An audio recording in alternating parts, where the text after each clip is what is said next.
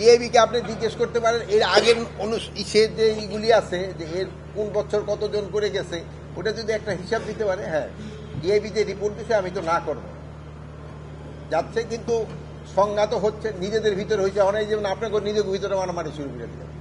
এটা কিন্তু আইন শৃঙ্খলা বাহিনী অনেক সময় কন্ট্রোল করা ডিফিকাল্ট। যেহেতু ধরুন আমরা এখানে দাঁড়াই রয়েছি, আপনারা এখানে মারামারি শুরু করে দিলেন, আমি গিয়ে যাইতে যাইতে একটু সমস্যা হয়ে যায়।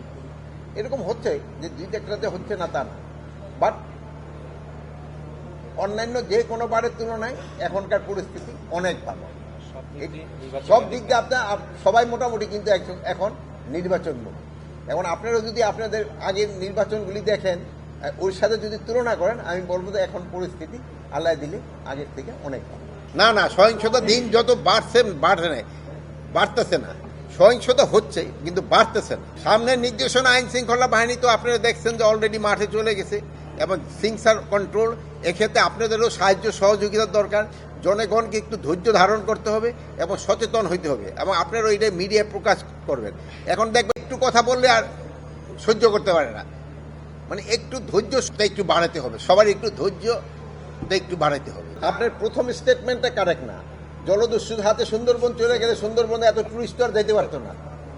তো টুরিস্টরা যাচ্ছে, শোনেন না শোনেন, যারা টুরিস্ট আছে তারা তো কিভাবে যাচ্ছেন আমি জানি। আপনি এর মধ্যে সুন্দরবন যান না, আমি গেছি, গিয়েছেন, তো আপনি কিভাবে গেলেন? যদি ওখানে ভাই যদি জলদস্যুদের হাতে থাকে তো আপনি কি জলদস্যুদের সাথে চুক্তি করে গেছেন?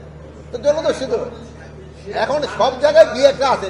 ওই সব প্রশ্ন করার আগে আপনি একটু ক্লিয়ার হইবেন যে একটা প্রশ্ন করতেছে জলদস্যুর হাতে চলে গেছে, সুন্দরবন তো বাংলাদেশে, জলদস্যুদের কাছে বাংলাদেশের কাছে আছে না। না, তাদের এইটা আমাদের পুরো নিয়ন্ত্রণে আছে। না আমরা বহু আপনি আপনার কথা ঠিক নাই।